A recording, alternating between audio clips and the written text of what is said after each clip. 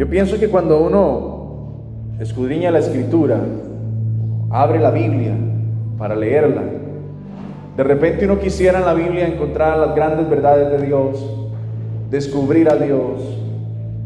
Y de ahí incluso que viene a mi pensamiento el poder sugerir que muchas enseñanzas que hablan de pasos para alcanzar una sanidad, pasos para alcanzar la salvación, pasos para alcanzar alguna u otra cosa, son sencillamente los esfuerzos del hombre de querer comprender cómo actúa Dios. Son los esfuerzos del hombre de querer comprender cómo alcanzar algo de Dios o cómo lograr algo en Dios. Paso 1, paso 2, paso 3 o hasta 10 pasos para poder alcanzar algo de parte de Dios. Y muchas veces los seres humanos y en particular los cristianos nos volvemos sistemáticos. Eso significa que acudimos a sistemas, a formas de hacer algo para querer alcanzar algo de parte de Dios. Y ciertamente Dios es un Dios de orden, pero Dios no es un Dios lineal, hermético, que tiene una sola forma, una sola cosa. Hay cosas en las que Dios ha establecido sus normas y sus reglas, pero Él mismo es capaz de romperlas si así Él quisiera, si fuera su voluntad. Sin embargo, lo que quiero decir con esto es que muchos generamos nuestra propia idea de cómo es Dios. Por ejemplo, muchos pueden pensar que Dios lo hace todo. Y yo diría que Dios lo puede hacer todo, pero no siempre lo hace todo. Y alguien podría pensar diferente a mí, porque cada uno genera su propia idea de cómo es Dios.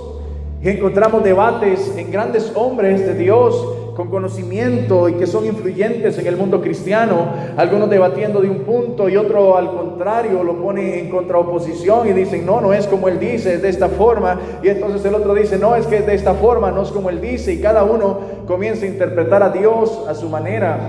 Y muchas veces el problema que nos encontramos en Dios es que interpretamos a Dios de acuerdo a mi medida. Y interpretar a Dios de acuerdo a mi medida es encajonar a Dios de acuerdo a mis pensamientos, a cómo a mí me gustaría que Dios sea, o a cómo yo no estoy dispuesto a pensar que Dios es, porque no me parece o porque no me gusta. Y entonces soy yo más bien el que encajono a Dios en algo lineal, el que someto a Dios a un pensamiento cuadrado, y a quien lo pongo a Dios ya no yo a mi voluntad de Él, sino quien someto a Dios a que actúe de acuerdo a mi voluntad, porque así yo pienso que es Dios, así yo pienso que debe hacer Dios, y así yo pienso que debe actuar Dios, y cualquier cosa que esté fuera de ese pensamiento que yo tengo, inmediatamente yo pienso, no, Dios no es ese, porque Dios no es así. Y yo creo que los judíos cometieron ese error, porque los judíos pensaron que Dios era de una manera, y cuando Dios se revela a ellos se dan cuenta que Dios no era de esa manera. Ellos pensaban que Dios era de ritos, sacrificios, de hipocresías y de puras cosas de querer ganar a Dios con esfuerzos humanos. Y cuando viene Jesús más bien demuestra una cosa totalmente diferente, porque incluso le cuestionan el hecho de que cómo Él se va a sentar a comer sin siquiera lavarse las manos. Le cuestionan el hecho de que cómo es posible que un día de reposo Él ande viendo que encuentran las matas para ver qué come. Le cuestionan esos hechos a Jesús porque tienen un pensamiento cuadrado, tienen una idea de cómo es Dios, pero al final de cuentas su problema es que nunca conocieron a Dios. Entonces no entendieron cómo era Dios verdaderamente, y probablemente sea la lucha, el problema que como iglesia nosotros tenemos de cómo debe ser Dios, de cómo a la otra parte debo de actuar yo delante de Dios. Y tenemos esos pensamientos en nuestra mente y esos cuestionamientos y realizamos al final de cuentas muchas veces teorías de cómo Dios debería de ser, de cómo Dios debería de usarse, de cómo Dios debería formarse. Y esas teorías no se llaman teorías, dentro de la iglesia se llaman diferentes. Para la ciencia, una teoría es una suposición de algo, de cómo algo debe ser o de por qué pasa algo. En la iglesia no se le llaman teorías, se le puso el nombre de doctrinas. Y las doctrinas son simples teorías de la iglesia suponiendo cómo es Dios. La doctrina del hablar en lenguas es una iglesia suponiendo que el hablar en lenguas es el don del Espíritu Santo y la manifestación del bautismo del Espíritu Santo, pero otra iglesia tiene la doctrina contraria y dice que no hay necesidad de hablar en lenguas y que ya el Espíritu no derrama lenguas, y entonces que no es señal del Espíritu o del bautismo del Espíritu hablar en lenguas, porque tengo una doctrina y tengo otra doctrina que dice que sí se debe hablar, otra que no se debe hablar en lenguas. Tengo doctrinas, teorías dentro de la iglesia. Y alguien afirma es que Dios es así. Dios derrama su espíritu y hay que hablar en lenguas. Y otro afirma y dice, Dios no es así. Dios no derrama su espíritu y no es necesario hablar en lenguas. Y tienen su propia teoría. Tienen su propia doctrina. Tienen su propia forma de pensar. Algunos dicen, yo no tengo por qué estar yendo a la iglesia. Yo no tengo por qué estar yendo tan seguido. Y alguien dirá, es que si usted no va a la iglesia, usted está mal. Si usted no va al culto, usted no ama a Dios. Y entonces comienza a haber una contienda en suposiciones. Pero al final de cuentas, entramos en temas doctrinales o en temas de teorías de acuerdo al pensamiento que yo tengo en mi corazón. Y hemos aprendido a adaptar a Dios de acuerdo al gusto que yo tengo, de acuerdo al pensamiento que yo tengo. Y yo no me he dejado moldear y adaptar mi vida a Dios. He pretendido, y eso es lo que ha generado las doctrinas a través de la historia de la humanidad, he pretendido traer a Dios y amoldarlo a mi forma de vida, amoldar a Dios a mi forma de ser, amoldar a Dios a mi forma de pensamiento, amoldar a Dios a mi cultura, y yo no me he dejado amoldar en todas las áreas, pensamientos, deseos, voluntad, cultura. No he dejado que todo eso en mí se amolde a Dios, y yo he preferido adoptar una idea de Dios en lugar de ser realmente alguien que busque conocer a Dios, aunque no me guste como Él sea y lo que Él diga. La iglesia judía en tiempos de Jesús tenía un formato de cómo debería de pasar, de cómo Jesús tenía que ser, de cómo Jesús tenía que venir, y al final de cuentas no se dieron cuenta que Jesús llenó todas las expectativas bíblicas, pero como ellos tenían un estándar a su medida, no reconocieron al Hijo del Hombre, al Hijo de Dios, cuando estuvo en medio de ellos. Nosotros podríamos estar delante de Dios y Dios queriendo hacer una obra en nosotros y nosotros rechazarla porque tenemos una idea de cómo es Dios o de qué es lo que Dios quiere, y no entender que Dios nos está llamando de alguna forma. No entender que Dios está buscando en nosotros un cambio. No entender que Dios está buscando algo hacer en nosotros. Y no entendemos porque sencillamente lo que Dios quiere hacer no encaja en mi pensamiento, no encaja en mi voluntad, no encaja en mi deseo. Y entonces no es Dios, y rechazo a Dios muchas veces porque no concuerda con lo que yo quiero. No concuerda con lo que yo estoy buscando. Dios, ese Dios del que usted me está hablando, no encaja en la imagen que yo quiero encontrar de Dios. Y entonces tenemos iglesia moviéndose en diferentes congregaciones, que las congregaciones son sinónimos de denominaciones, y las denominaciones son sinónimos de doctrinas, y las doctrinas son sinónimos de teorías, suposiciones de cómo debe ser Dios. Y entonces la gente va de una doctrina, de una teoría, de una congregación, de una iglesia a otra, porque va buscando donde Dios se encaja más a su forma de pensamiento, a su forma de ser, a su ideal personal de cómo debe ser Dios. Y eso hace que uno se mueva a una iglesia, está ahí, y entonces ya no concuerda la predicación con mi concepto de Dios, me muevo a otra iglesia, y si concuerda esa predicación con mi concepto de Dios, ahí me voy a sentir a gusto, porque ese es mi concepto personal acerca de Dios y de cómo Dios debe actuar, de cómo Dios debe ser, de cómo Dios debe reaccionar, o de cómo yo quiero que Dios sea. Pero la realidad es que Dios no es doctrina, Dios no es teoría, Dios no es una congregación, Dios no es una iglesia. Dios es una verdad absoluta y eterna que no tiene interpretación de teoría, sino que está claramente establecida en su palabra, su carácter, su voluntad, su deseo, su propósito, pero que no encaja conmigo, y eso es lo que hace la diferencia. Y entonces yo interpreto y busco otro texto que justifique mi actitud. Mucha gente se preocupa y dice, pastor, ¿y si uno se divorcia y se vuelve a casar es malo? Y hay gente que pregunta eso antes de casarse. Y le preguntan cosas de que, pastor, y uno puede perder la salvación. Y se preocupan por si pierden la salvación y quieren encontrar justificaciones que le digan, no la va a perder, tranquilo, siga siendo diablo. Y queremos encontrar muchas respuestas que sean acorde a lo que yo quiero. Pero una de las dificultades que hoy la iglesia debe atravesar es la dificultad de poder dejar que Dios moldee mi pensamiento y mi pensamiento se ajuste y se acomode y entienda que Dios no va a cambiar por mí, Dios no va a cambiar por tener una doctrina o una teoría de cómo Él debe ser. Y entonces Dios aquí, como el Señor nos está hablando mucho de arrepentimiento, el Dios de aquí es diferente al Dios que está allá en San José, hablándole a una pastora acerca de que Él hoy se mueve a favor de la iglesia y la iglesia va a ser próspera aunque viva como el diablo quiere. Entonces esta doctrina no me encaja, que ella me encaja más, me voy para allá para vivir como yo quiera y ser prosperado, que es lo que Dios dice. Pero como ahí dice que no, que hay que arrepentirse, que no, que el pecado, que la santidad, que entonces si no, esa no me gusta, porque no encaja en mi sistema de pensamiento o en mi deseo de vida. Y entramos entonces, insisto, en esas doctrinas que ya le pusimos un nombre nuevo hoy, ¿cómo? Teorías. Porque las doctrinas, insisto, son teorías de interpretación de cómo es Dios, de cómo actúa Dios, de que si a Dios le gusta esto o si a Dios no le gusta esto, y si Dios actúa así o si Dios no actúa así. Ya les he hablado de algunas doctrinas que tenemos en las iglesias de hoy en día muchas veces, que si son bíblicas, que si son bautistas, que si son pentecostales, que si son términos medios, que qué son, que si son de la prosperidad o que si son de otra cosa. Tenemos diferentes doctrinas dentro de la iglesia.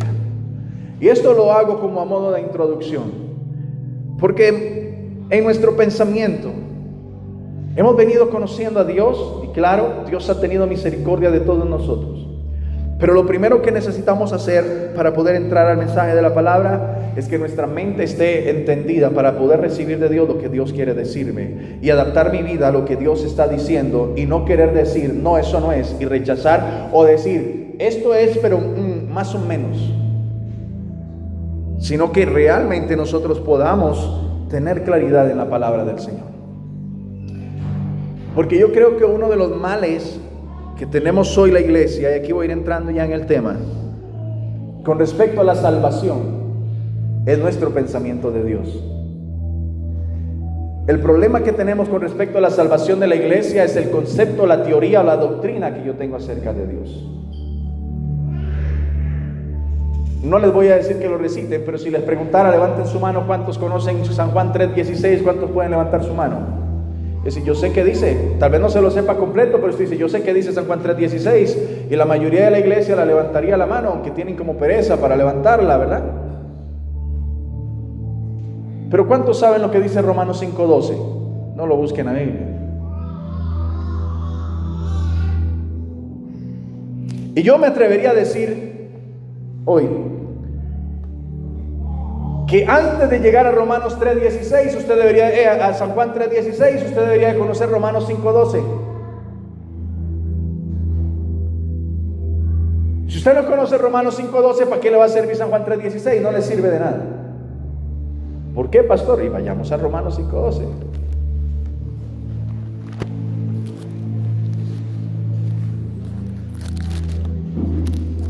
La carta a los Romanos, capítulo 5, versículo 12. Y para el mensaje de hoy quiero decirles, el Señor me habló a través de un hermano para este mensaje de hoy sin que lo supiera. Romanos 5:12. Dice la palabra del Señor: por tanto, como el pecado entró en el mundo por un hombre, y por el pecado que entró la muerte, así la muerte pasó también a quienes, a todos los hombres. ¿Por qué? Por cuanto todos pecaron. Antes de yo saber qué dice San Juan 3:16, yo tengo que entender qué dice Romanos 5:12. Porque de qué me sirve a mí saber que de tal manera Dios amó al mundo, que envió a su Hijo unigénito, para que todo aquel que en Él crea no se pierda, mas tenga vida eterna, si no sé de qué me estoy perdiendo. ¿Para qué yo ocupo a Jesús? ¿De qué yo ocupo ser salvo? ¿Para qué yo ocupo la salvación? ¿De qué me sirve el sacrificio de Cristo? ¿Para qué yo voy a saber todas esas cosas si primero yo no entiendo quién soy yo y el lugar donde yo estoy? Si primero no entiendo en la condición en la que yo estoy, ¿cómo yo voy a aceptar a un Salvador? Usted le habla a la gente y le dice, es que usted necesita un Salvador, pero la gente no lo recibe. Usted le habla a la gente de San Juan 3:16, pero la gente no lo entiende, no lo acepta y no atesora un versículo como ese que se ha vuelto tan simple como la silla donde usted está sentado. Algo que usted ya da por hecho en su vida. Pero si yo no entiendo que así como el pecado entró al mundo por un hombre, ¿quién fue? Adán. Si yo no entiendo que por Adán entró la muerte al mundo, y por esa situación ahora todos los hombres estamos ahora dignos de muerte y dignos de condenación, yo no entiendo que ocupo la salvación entonces. Si yo le digo a usted, corran, corran, salgan, corran, usted se va a quedar viéndome como, ¿qué le pasa? Qué raro. Pero si yo le digo, corran, que allá viene un meteorito, ya usted entiende y sale corriendo. O si yo le digo, corra, que está temblando, cuando yo le doy una razón del por qué usted va a correr, vea, aquí más de uno dije, corran, que está temblando, se levantó casi. Vea, cuando uno le da la razón a alguien del por qué alguien necesita algo, realmente lo va a tomar. Si a mí me llegan a decir, mire don Andrés, le vendo este vaso cervecero, digo, ¿para qué? No me sirve. Pero el que me va a vender el vaso, aunque sabe que es cervecero, me dice, vea usted, aquí le cabe bastante Coca-Cola, le echa buen hielo, esto está hecho para eso, es térmico y todo, le puede echar cerveza o Coca-Cola como usted quiere. Yo digo, mira, sí, ¿verdad? Puede ser que me sirva. Cuando usted no me convence a mí de que yo necesito algo, yo no lo tomo. Aunque sea la mejor oferta, aunque hay compradores compulsivos, es otra cosa. Si yo voy pasando por el centro de Cartago y hay un varón que me ofrece un taladro de los más caros y me dice, vea, le vendo este taladro, está nuevo, deme 10 rojitos, y yo no ocupo un taladro, ni sé cómo usar un taladro, y yo para qué voy a comprar el taladro que valga 200,000 pesos y me lo está vendiendo en 10,000, no se lo compro. Hasta que alguien me dice, vea, si usted se lo compra en 10,000, cualquiera se lo puede comprar hasta en 100,000 pesos, le sirve, es un buen negocio. Ya yo lo veo diferente, yo puedo comprar y veo la necesidad de tomarlo. De lo contrario, yo no veo la necesidad. Hasta yo no entender la necesidad que yo tengo de Cristo, ¿para qué yo voy a buscar a Cristo? ¿Para qué yo voy a buscar la salvación hasta que yo no veo la necesidad de la salvación en mi vida? Cuando Adán fue puesto en el jardín del Edén, Adán era un hombre casi perfecto. Adán en su genética no tenía la muerte. Adán fue diseñado para vivir eternamente. Y cuando Dios puso a Adán en el jardín, Dios lo puso para que Adán nunca muriera, viviera eternamente. Cuando Adán permite que el pecado entre a su vida, sucede algo extraordinario allí, que no fue descubierto en los 50, sino que fue descubierto desde el jardín del Edén, que comienza la primer modificación genética en el hombre. Porque entonces los genes de Adán, que no podían morir, que no se desgastaban, que no envejecían, los genes de Adán que se mantenían y se iban a mantener en el transcurso del tiempo, sufren un cambio en su genética y ahora las células del cuerpo de Adán comienzan a tener la capacidad de desgastarse, de ir muriendo, envejeciendo, hasta el día de que ese cuerpo se volviera a convertir en polvo. ¿Y por qué nosotros pagamos por Adán si Adán fue el del pecado? Porque esa es la regla de la genética. ¿Por qué su hijo sale con ojos como usted y no como el del vecino? O en algunos casos sí, pero eso es una excepción. ¿Por qué su hijo sale con ojos como usted? ¿Por qué su hijo sale con el color de cabello de la mamá? ¿Por qué su hijo salió con la altura de la abuelita? Porque hay algo que se llama genética, algo que se llama ADN, que se pasa del padre a los hijos, a los nietos, bisnietos, y va pasando de generación en generación. La codificación genética que está en nuestro cuerpo pasa al otro. Adán no tenía la muerte, pero cuando Adán peca, su ADN cambia, y entonces en el ADN de Adán se inserta la muerte, y ahora el ADN de los hijos de Adán, de Caín y de Abel, tienen la muerte, y por eso Caín es capaz de matar a Abel, porque ya Abel podía morir. Pero en el Edén, un león le hubiera mordido una nalga a Adán y ni sangre le sale.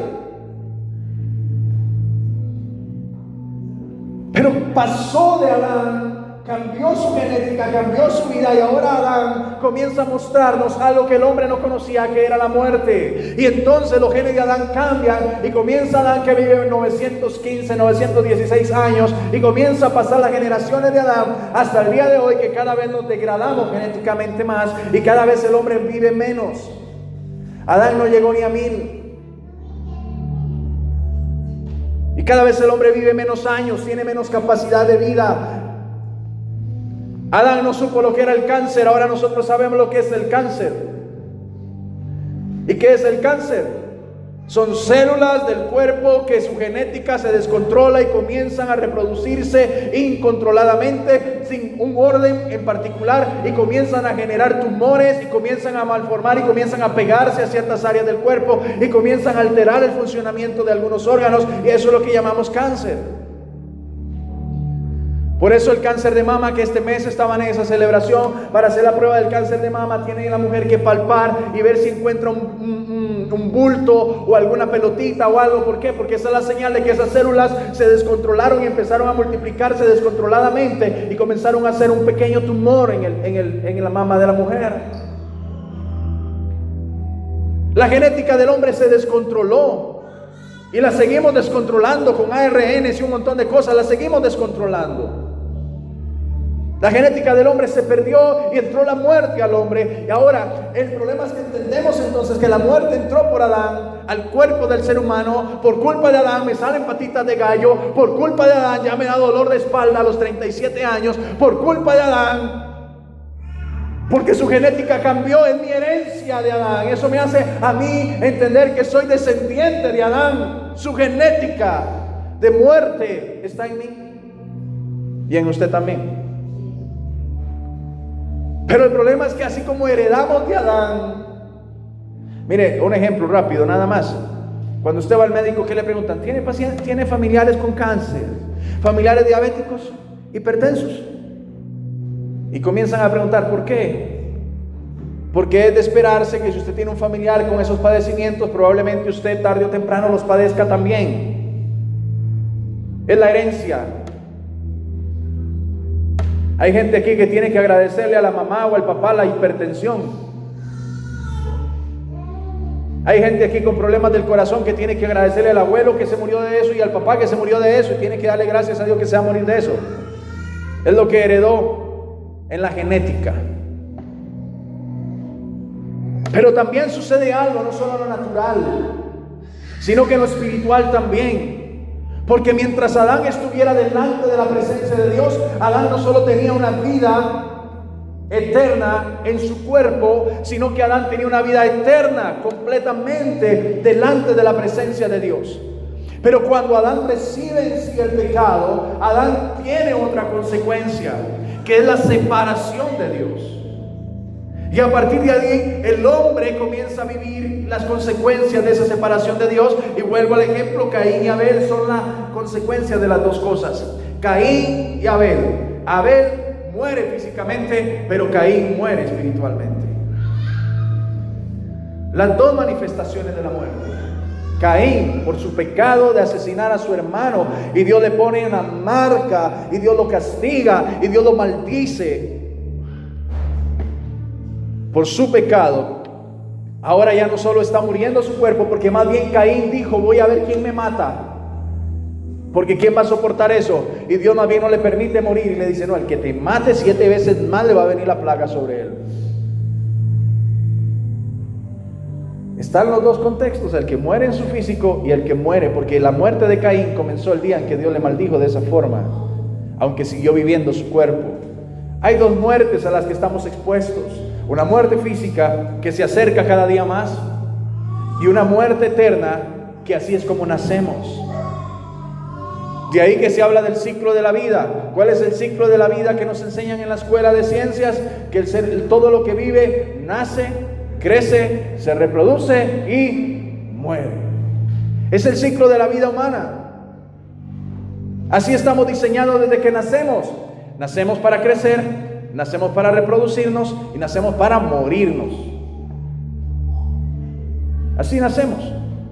Ahora, en este contexto, tenemos que entender que ese es el cuerpo físico, pero que en la parte espiritual también nacemos en muerte, porque es la herencia de espíritu que hemos recibido de Adán también. Porque así como el pecado entró al hombre por uno solo, ¿quién fue? Adán. Así entró también la muerte. Por tanto, como el pecado entró en el mundo por un hombre, y por el pecado entró también ¿qué? La muerte. Hablando de una muerte física, pero también hablando de una muerte espiritual. El hombre nace destinado a que su cuerpo muera. El hombre nace marcado para la muerte. Yo no sé si hay alguien que me está entendiendo eso, pero el hombre cuando viene a este mundo, un bebé cuando nace, usted está viendo una vida que va a morir. Cuando usted ve un bebé cuando nace, usted dice que lindo, ojalá sea un buen médico, o sea un buen ingeniero, ojalá sea un buen estudiante, un buen esposo, y ojalá le vaya bien cuando se muera. Cuando usted ve al bebé nacer, dice ojalá sea esto, sea lo otro, y ojalá no muera ahogado en un barco, porque va a morir.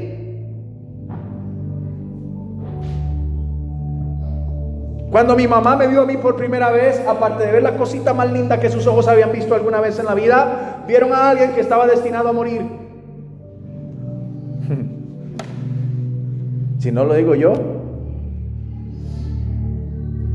Y esa es la conciencia que nosotros generalmente no tenemos y vivimos como si fuéramos ya eternos. Pero déjeme decirle algo: usted nace sin ser eterno. Usted nace sin vida eterna.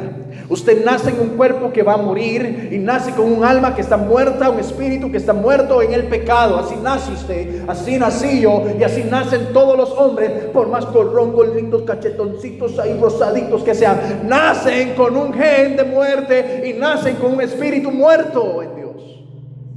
Así nace todo ser humano.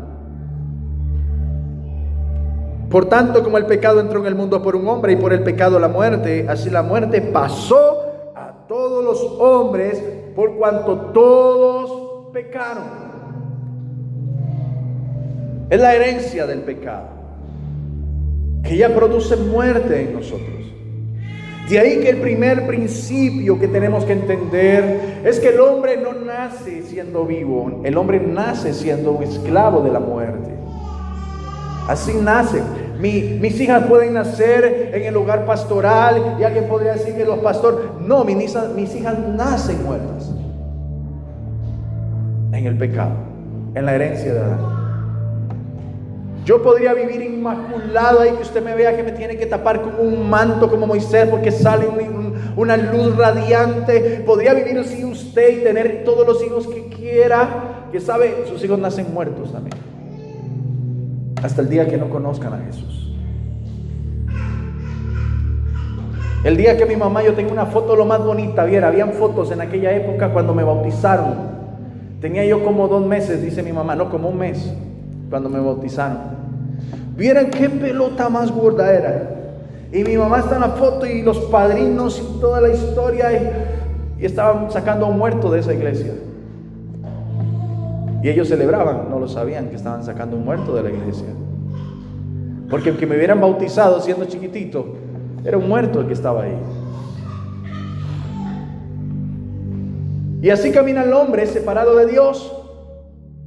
Por eso lo primero que pasa en Adán es que él muere físicamente al comer del fruto, su ADN cambia, pero cuando Dios viene a cuestionar el pecado de Adán y lo separa de su presencia, entonces viene la segunda muerte, que es la muerte espiritual de Adán, que es la separación del hombre con Dios. Y cuando esto ocurre, ya no hay esperanza para el ser humano. Así acontece con Adán. Y así acontece con Eva, con Caín, con Abel, con Set, con Noé, con los hijos de Noé, con los nietos de Noé. Y así acontece con todos, con los de Abraham, los descendientes de Abraham. Así acontece con todos hasta el día de hoy.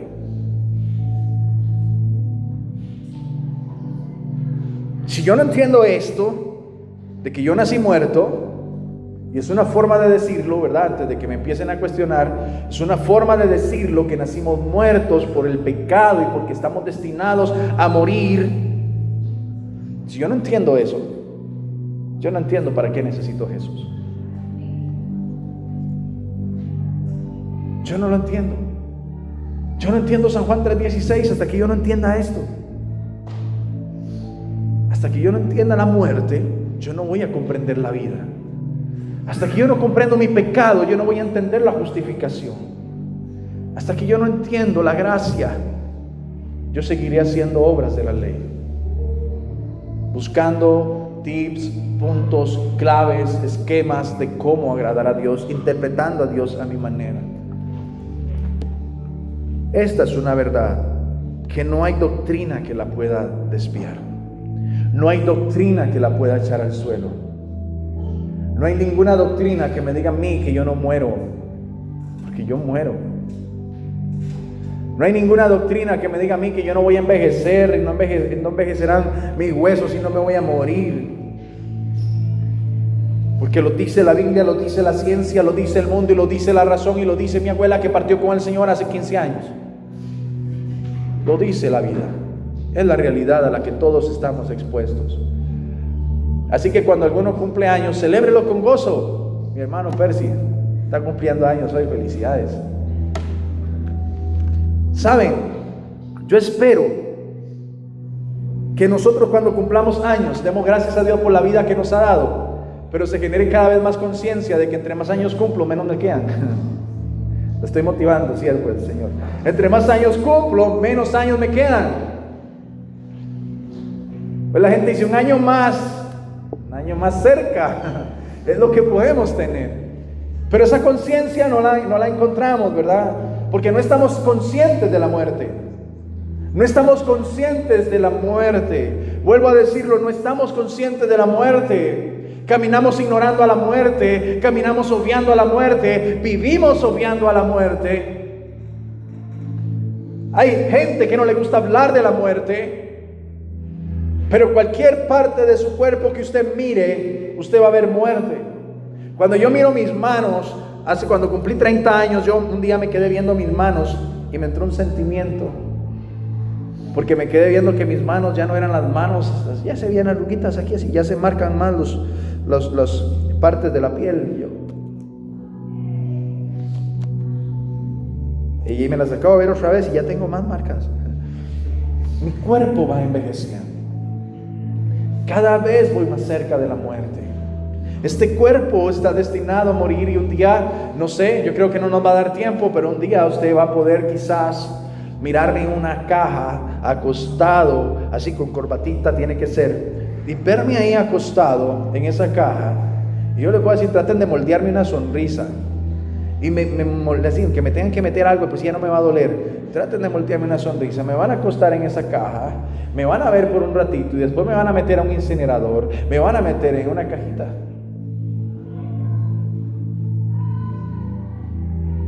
Eso va a pasar.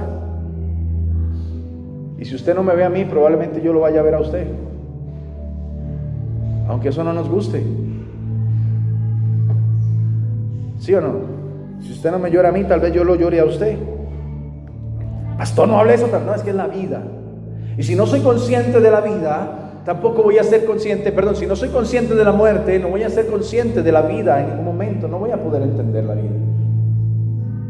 Si yo no soy consciente de la condenación que yo traigo por causa del pecado, por la separación que yo tengo de Dios, que fue heredada por mis padres, esa separación de Dios en mí, por esa causa, si yo no entiendo esa separación de Dios, yo no voy a entender mi necesidad de Dios. Si yo no entiendo mi condenación eterna, no voy a entender la salvación eterna que Cristo Jesús me quiere ofrecer.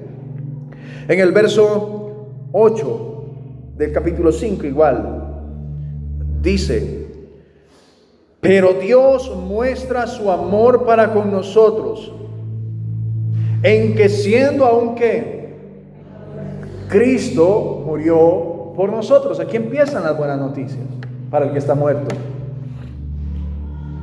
Aquí es donde empieza lo bueno del Señor. Mire que dice: pero Dios muestra su amor para con nosotros, que envió a su Hijo unigénito para que todo aquel que en él crea no se pierda, mas tenga vida eterna. No, aquí está aclarando algo más. Dios muestra su amor para con nosotros en que aún siendo muertos, aún siendo pecadores, porque ¿cuál es la paga del pecado? Muerte. Entonces, aún siendo muertos, ¿qué dice? Cristo también murió por nosotros. ¿Por qué Cristo murió? ¿Por qué no fue suficiente que Jesús viniera y dijera: venga, te toco ya, ven, te toco? ¿Y por qué no hizo y dijo: miren, mírenme bien y hagan una imagen, y todo aquel que toque mi imagen, ya, no se muere? ¿Por qué no hizo algo así? Porque ¿de qué nos estaba librando Él? De la muerte. Y cuando usted habla del pecado, usted dice: bueno, de pensar mal, de hablar mal. No, de la muerte. Porque a Jesús no fue que vino tratando de librarnos del pecado, porque si no, entonces ya no pecáramos. Jesús vino librándonos de la muerte, por eso ya no morimos y seguimos pecando. Si Él viniera para librarnos del pecado, cuando usted peca, se acabó el sacrificio, ya no tiene efecto sobre usted. Porque pecamos o no pecamos después de haber recibido a Cristo Jesús. Entonces, si usted pecó, entonces ya no le sirve Jesús. Jesús no vino para que el hombre no peque, Jesús vino para que el hombre no muera. Por eso Él murió, para llevar en sí mismo el castigo de la muerte, o la genética de muerte que había en Adán. Porque por eso Jesús, mírenlo aquí, ¿por qué Jesús nació de una mujer y no solo apareció? Porque ¿cómo es la genética de Jesús? Inmortal. Si Jesús hubiera aparecido siendo Jesús, Jesús no puede morir. Y Jesús está tan claro en eso, que ¿a dónde estaba destinado Jesús a morir? En la cruz. Él necesitaba tener una capacidad de muerte. Por eso tenía que nacer de una mujer, porque ¿de dónde heredamos la muerte? Del hombre. Cuando usted nace de la mujer, nace con la capacidad de morir. ¿Y por qué Jesús tuvo que nacer de una mujer? Para poder morir. ¿Pero por qué nació del Espíritu Santo? Para poder vivir. Entonces nace de la mujer para poder morir, pero del Espíritu para poder vivir. Por eso Jesús viene a la cruz y Él tiene la capacidad de a las 3 de la tarde decir: consumado es, hecho está, en tus manos encomiendo mi espíritu, y muere. Si Jesús no nace de mujer, a Jesús lo guindan en la cruz, ni sangre le sale, lo ponen ahí, Él se queda guindando a las 3 de la tarde, dice: consumado es, se muere y hace. Porque no se muere. Pero nació de mujer para cuando fuera colgado en el madero, haciéndose maldición por mí, Él, porque el problema de la muerte fue la maldición del pecado, por eso Él se hace maldición. Se hace maldición en la cruz por mi pecado, y Él tiene la capacidad de morir pasando por donde yo voy a pasar, donde este cuerpo va a morir, pero lo sepultan, y al tercer día, cuando van a ver la tumba está vacía por una razón. Porque la esencia del Espíritu que fue implantada en Él desde el principio le dio vida, porque fue, dice la Escritura, el Espíritu quien le levantó de entre los muertos. ¿Alguien me va entendiendo allí? Fue el Espíritu Santo quien le levantó de entre los muertos, y por eso la tumba quedó vacía. Ahora, cuando se topan a Jesús, y cuando Pedro y María y todos los demás entran a la tumba, se topan un ¿qué? ¿Un cuerpo qué? No se topan ningún cuerpo en la tumba. ¿Por qué no se topan ningún cuerpo en la tumba?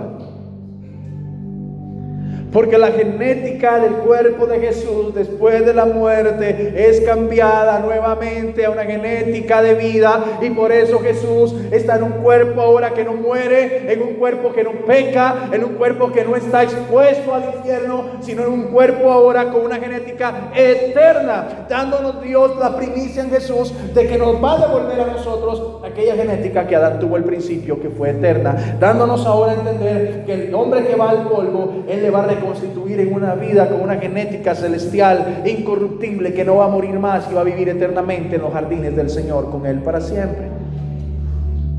Eso es lo que enseña la Escritura, y eso es lo que nosotros vamos a vivir. ¿Por qué yo necesito a Jesús? Él fue el camino y Él nos habla a través de la verdad para poder alcanzar la vida. Si yo no entiendo esto en Jesús, entonces el hombre va a morir, y después de eso lo único que va a tener es más muerte. Pero ya disfrutó la muerte natural, que es la primera muerte que el hombre vive, y después de que muere naturalmente va a vivir la segunda muerte, que es la muerte espiritual, que es la de su espíritu. Por eso dice: pero Dios muestra su amor para con nosotros en que, siendo aún como, Cristo murió por nosotros. Habla que murió, no dice que nos limpió, no dice que nos justificó, dice que murió. ¿Por qué Jesús para justificarnos muere? Porque el problema nuestro es la muerte. ¿Queda claro ahí? Su problema es la muerte. Mi problema es la muerte. Hay muerte en mí por causa de mi pecado. Y hasta que yo no entienda esto, yo no voy a recibir a Jesús. Hasta que yo no entienda que Él lo hizo siendo aún pecador, yo no voy a entender que siendo pecador es como yo me tengo que acercar a Él para que Él me justifique de ser pecador. Ahora, cuando Jesús muere, hace algo más. Ya ahí pasa algo, que lo dice el verso 1. Vamos de atrás para adelante en este capítulo 5. Lo dice el verso 1. Dice: justificados pues por la fe. ¿La fe en quién? En Jesús. Tenemos paz para con Dios por medio de nuestro Señor Jesucristo. Mire que no dice tenemos vida, dice tenemos ¿qué? Paz. Porque ¿cuál es el propósito de Jesús? Justificarnos. ¿Para qué? Para reconciliarnos. ¿Con quién? Con aquel que se separó del hombre en el principio, con Dios. Por eso lo que Jesús viene a hacer es revertir todo lo que Adán provocó. Vino a revertir la muerte que Adán trajo al mundo, y vino a revertir la separación que el hombre tiene de Dios. Por eso Él nos justifica delante de Dios, para que el hombre tenga paz con Dios y pueda encontrarse una vez más con Dios. Esa es la justificación que Dios da. Es la justificación que Jesús, nos da delante del Padre, para que Dios tenga misericordia y se compadezca de nosotros. Y necesitamos tener conocimiento y entendimiento de esto para reconocer por qué yo necesito a Jesús, y para reconocer cómo es que Jesús hace la obra en mi vida. Necesito entender estas dos cosas. Si yo solo digo Jesús ¿me justifica cómo o de qué? Si Señor, yo digo Jesús ¿me salva de qué? Ahora, cuando yo entiendo esto, yo puedo encontrarle más sentido a San Juan 3:16. Pero antes de esto, de nada sirve que usted le recite San Juan 3:16. De nada sirve que usted regale un versículo de San Juan 3:16 a alguien si usted primero no le hace ver a la persona que está muerta en delitos y en pecados, y que su fin es la muerte física y eterna. Cuando yo entiendo mi muerte física y eterna, yo necesito entonces comprender la vida eterna y la vida física incorruptible que Dios me va a dar. Nada más para hacer un paréntesis ahí de conocimiento. Jesús en este momento está en el cielo a la diestra del Padre, todos lo sabemos. Dios es espíritu, pero Jesús está en cuerpo a la diestra del Padre. ¿Por qué Jesús está en cuerpo? Porque el cuerpo que Él tiene es capaz de soportar la eternidad, soportar el cielo, soportarlo todo. El mismo cuerpo que salió de la tumba es el mismo cuerpo que nos va a venir a recoger con las nubes. Y ese cuerpo que Jesús tiene es la primicia, porque nosotros vamos a tener un cuerpo como el de Él. No así de lindo tal vez, pero al menos no muere. Allá en el cielo no van a ver lindos ni feos, regocíjense, hermanos. Y vamos a estar allá, gozándonos con el Señor. Al menos no vamos a morir. Gloria a Dios por eso. Vamos a tener una eternidad en nosotros. Así está Dios allá, con una eternidad. Jesús, en un cuerpo, Jesús.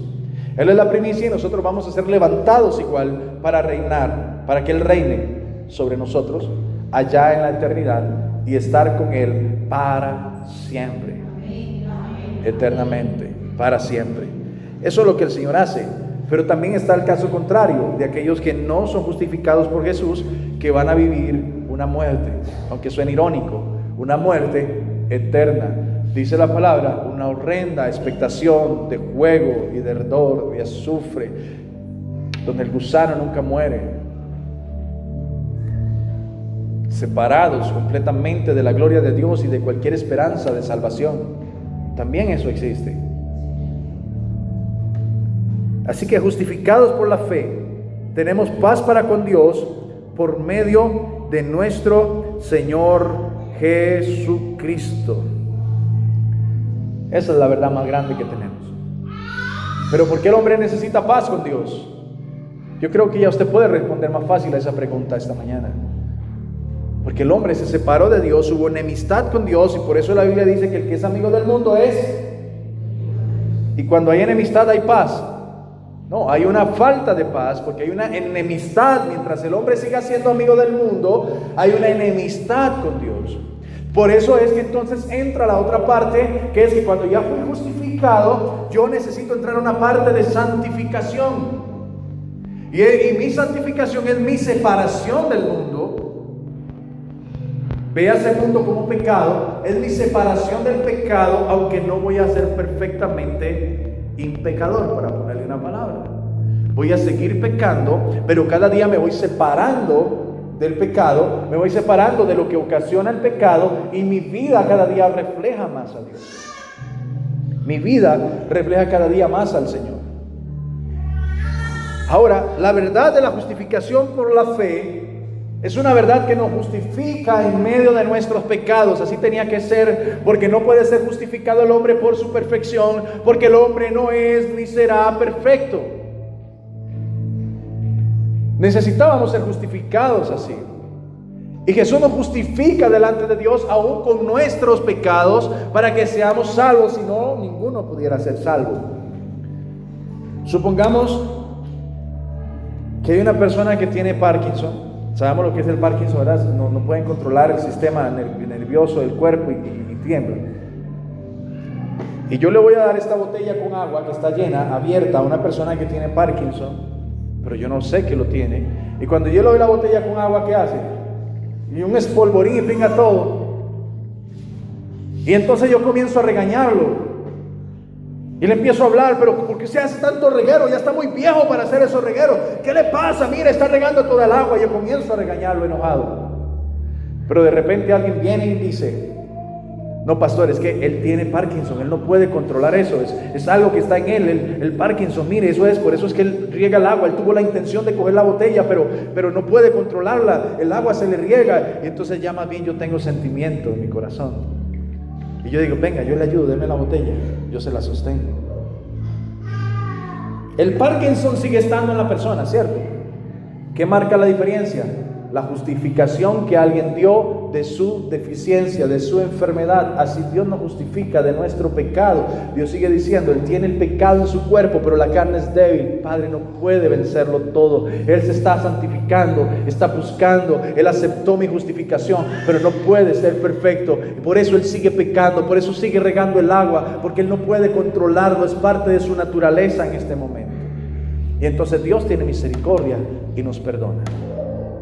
Ahora, el que yo tenga el problema, el que alguien tenga el Parkinson, no quiere decir que él se queda viendo la botella con frustración, tratando de no regar el agua, pero no puede no regarla. Sigue haciéndolo, aunque la mira con frustración, aunque la mira con el deseo de no hacerlo. Él no quiere temblar, él no quiere regar el agua, pero no puede controlarlo. Así el hombre no quiere pecar, no quiero pecar, pero caigo en el pecado. Y por eso el Señor dice: bástate mi gracia, bástate mi gracia, bástate mi gracia, porque es mi poder que se perfecciona sobre tu pecado, sobre tu debilidad, sobre tu problema, sobre tu angustia. Es mi poder, porque tú eres incapaz de hacerlo y Cristo te ha justificado por tu incapacidad. Ahora, hablar de estos temas hay hilos muy delgados. Que alguien podría decir, pastor, entonces puedo pecar libremente. Todo lo que usted ha predicado todos estos meses atrás es pura tontería lo que usted ha dicho. Entonces no hay que luchar contra el pecado. Entonces no hay que luchar para no pecar. No hay que luchar por la santidad, porque yo soy pecador. Aquí es donde entra un hilo muy delgado. Porque de la justificación de alguien que vive la justificación por medio de Cristo, que le ha reconocido como Señor y reconoce que necesita que Jesús le salve. Porque decir reconocerlo como Salvador no es suficiente, es reconocer que yo necesito que Él me salve y que solo Él me puede salvar. Reconocer que solo Jesús me puede justificar y que yo necesito realmente ser justificado. Por eso la oración simple de decir te acepto como mi Señor y Salvador no es suficiente hasta que yo no entiendo que necesito un Salvador y un Señor. ¿Y por qué Jesús es Señor? Porque Él tiene que guiar mi vida. ¿Y de dónde la va a guiar? A la santificación. Que la santificación suya y mía no es perfecta. Y lo hablamos, no sé si fue el miércoles o la semana anterior, acerca de que Dios actúa en nosotros como actuó en la creación. Y Dios va a ir operando día a día en nosotros según nuestras debilidades y según se va notando que necesitamos un cambio en nuestra vida. Dios lo va haciendo poco a poco, pero es necesario que el hombre vaya entrando en la santificación. Ahora, la santificación no es por nuestra propia fuerza tampoco. Él nos va ayudando, pero tiene que haber un corazón dispuesto que entienda esto.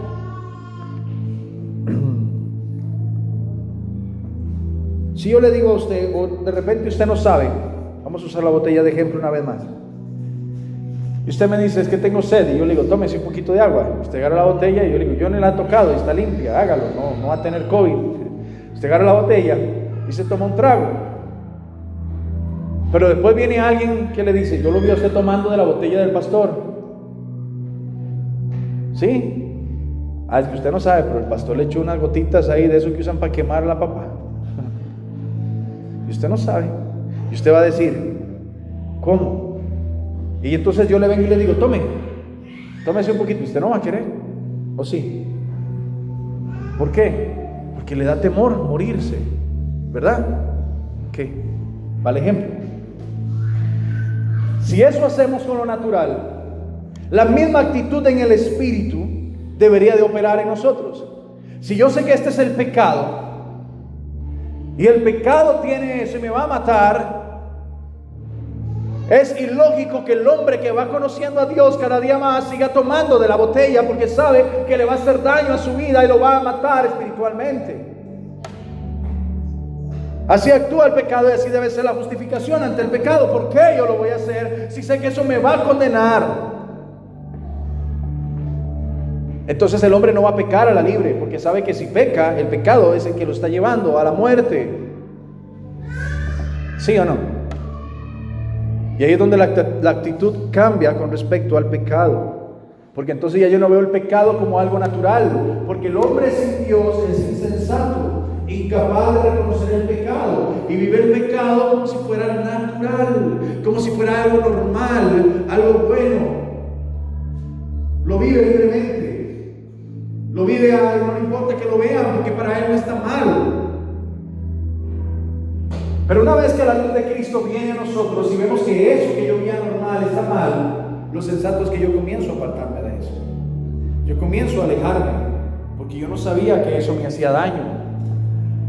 Usted puede ir cargando una caja de regalo y llevarla de aquí a Guanacaste, ir incómodo en el bus, y usted lleva la caja de regalo porque le dieron un regalo. Pero si de camino usted se da cuenta que dentro de ese regalo lo que va es una cobra bien hambrienta o una terciopelo, ¿qué hace usted con la caja de regalo? ¿La sigue llevando o la bota donde mejor pueda? ¿La suelta inmediatamente o no? La suelta. Tenemos esas actitudes con lo natural, pero no podemos tener esas actitudes con lo espiritual, porque nos cuesta. Ahí está el pecado, ahí está la muerte. Y seguimos cargando la muerte cuando cargamos el pecado. Seguimos llevando la muerte cuando seguimos llevando el pecado por nuestra propia voluntad. Porque si yo llevo la caja y de repente yo me doy cuenta que dentro de ella hay algo que me va a hacer daño, yo la suelto y no la sigo cargando. Porque antes lo ignoraba, por eso la cargaba, pero ahora que lo sé, no la voy a seguir cargando. Así debe ser la actitud del ser humano con el pecado. Yo la llevaba normal, llevaba mi pecado normal en mi vida, pero una vez que me di cuenta que el pecado mata, que el pecado es peor que el PAC, yo la agarro y entonces ya no lo quiero en mi vida. Lo desecho, ya no lo quiero conmigo. Me aparto del pecado porque me produce muerte. De ahí que cuando reconocemos, hay personas de las cuales tenemos que alejarnos, lugares de los cuales hay que alejarnos, porque descubrimos que estas personas producen muerte, aquel lugar produce muerte, esta actitud produce muerte, aquello produce muerte, y yo me alejo de la muerte. Así es como vivimos. Así es como debemos vivir en el Señor. Así es. Justificados por la fe, tenemos paz con Dios por medio de nuestro Señor Jesucristo. Paz porque la hemos perdido. Paz y vida porque nacemos muertos, sin salvación, hasta que Cristo entra en el corazón del hombre.